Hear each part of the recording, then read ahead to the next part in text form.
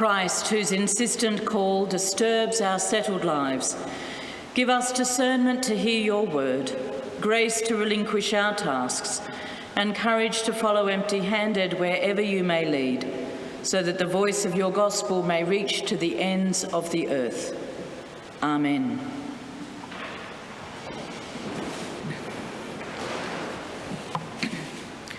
I could not think of a more apt prayer to begin the final in our reflections this Advent on saying yes to God. This prayer from our prayer book helps us to remember that the God of love who calls us will not let us go. Building a barrier, trying to stop the call of incarnate love, is like building a dam against a torrent. It may stem the rush initially, it may even stop it briefly, but in the end, the power and the weight of that torrent of divine love will overwhelm any barrier we might try against it, and we find ourselves tumbled, knocked off our feet, unsettled, if you like, in the process. Gabriel and Joseph and Mary. We've sat with each of them this Advent as each received a divine invitation and each were called to respond. We've imagined what it may have been like for the heavenly messenger Gabriel to bear the weight of an invitation which hinged on a young girl's yes. We've sat with silent Joseph the dreamer, like his namesake before him, who found that God spoke most clearly in the snatches of fretful sleep.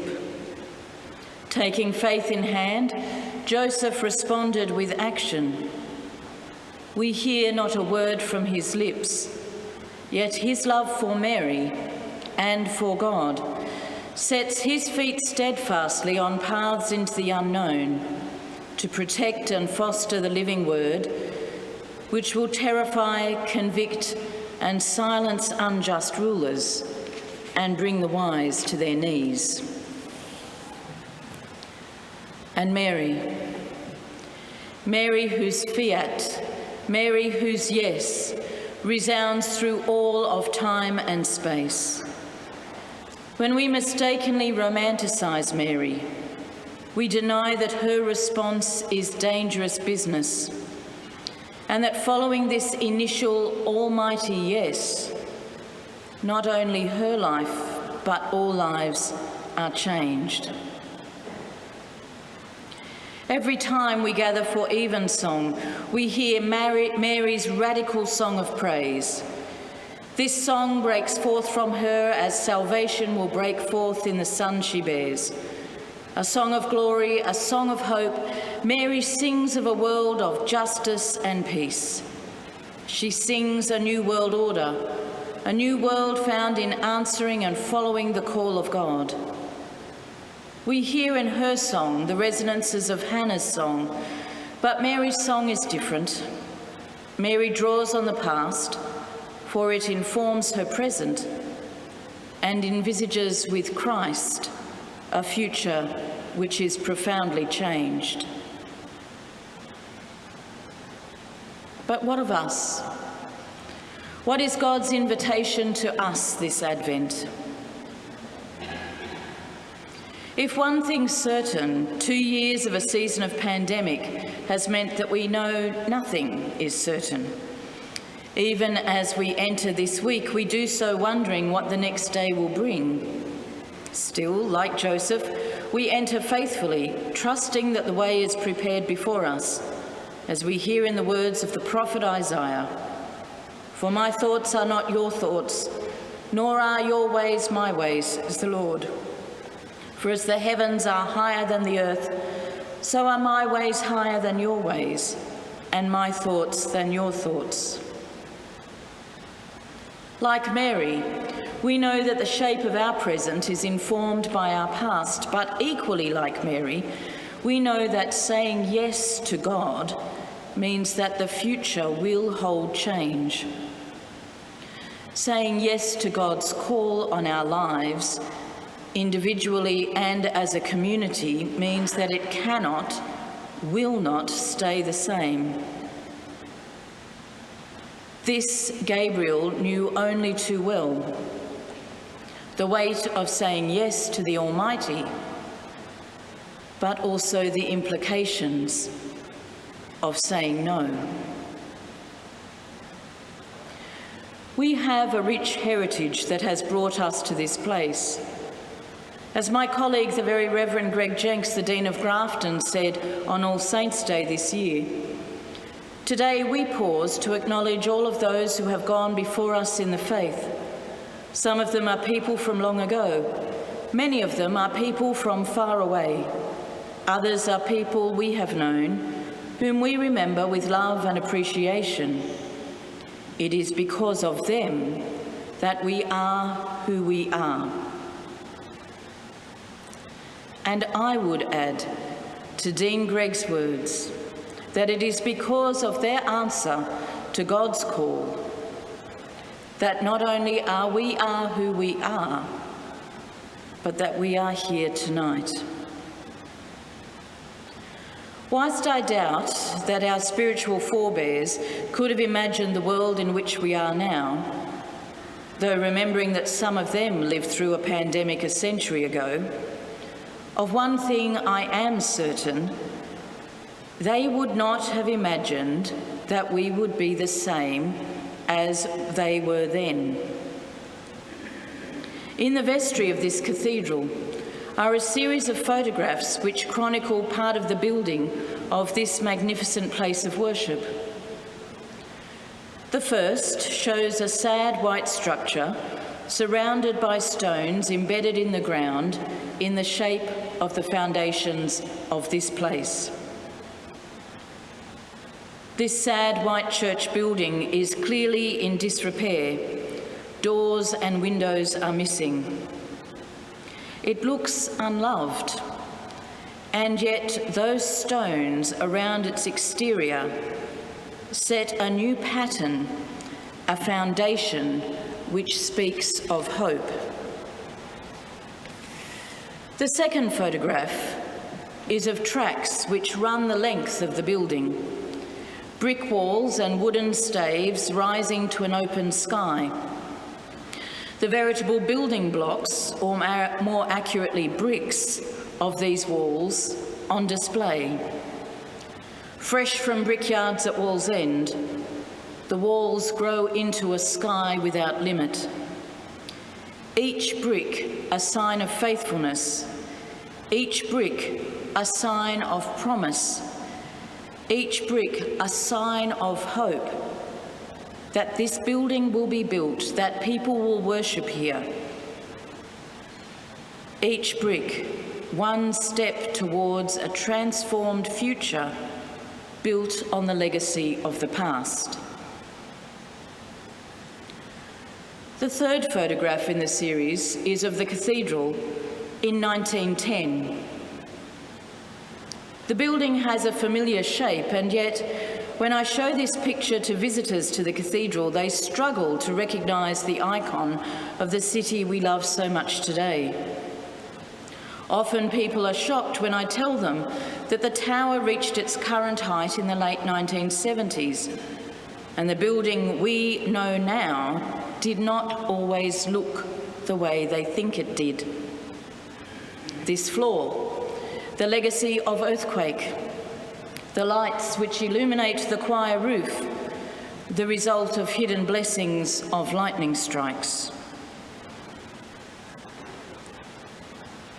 It couldn't stay the same. It had to change. They answered God's call and changed. Cathedrals, I tell visitors, are not static buildings. They are dynamic places, always changing, and like us, never finished. For God's work in us is never finished. As St. Paul says in 1 Corinthians 13, "For now we see in a mirror dimly, but then we will see face to face. Now I know only in part, then I will know fully, even as I have been fully known." Our life here, answering God's call, is a life of answering the call to grow and change and answer what is needed in this time. But like Gabriel, Joseph, and Mary, we have a choice. God is calling us to make with him in making a new thing that draws on the legacy and faithfulness of the past, but is not shackled to it. After 2 years of uncertainty, there's a false comfort to be found in clinging to what has gone before. But that is not where life is to be found. It informs our present. It is the building blocks of our future. We are not called to stay in the past. We are called to follow God now and into the future. Intrinsically, we don't like change. As Anglicans, we joke that resisting change is in our DNA.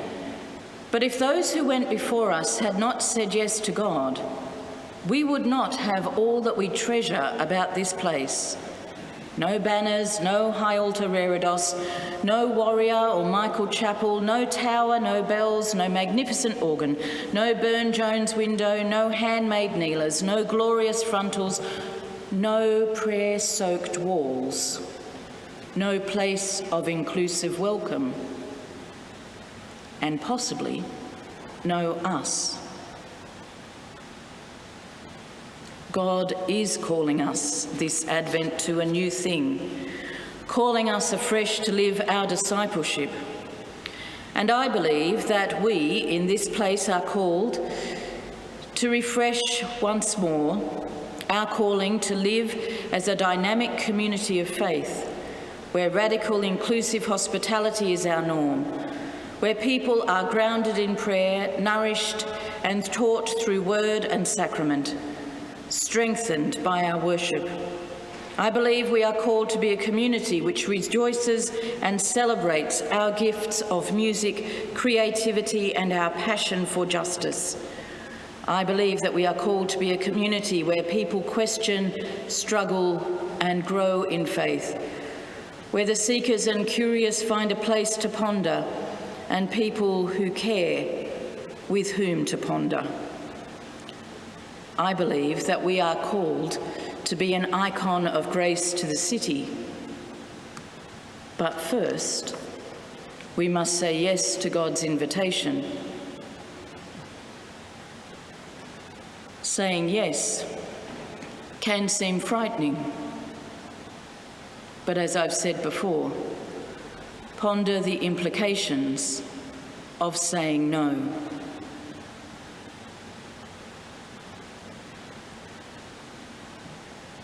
Each of us is called to pray for where God is calling us individually and corporately, to pray about what God is calling us to say yes to, and together we will discern. And as we continue this work of prayer, I offer this blessing by Jan Richardson. This blessing is for the moment after clarity has come, after inspiration, after you have agreed to what seems impossible. This blessing is what follows after illumination departs and you realise there is no map for the path you have chosen, no one to serve as guide, nothing to do but gather up your gumption and set out. This blessing will go with you. It carries no answers, no charts, no plans.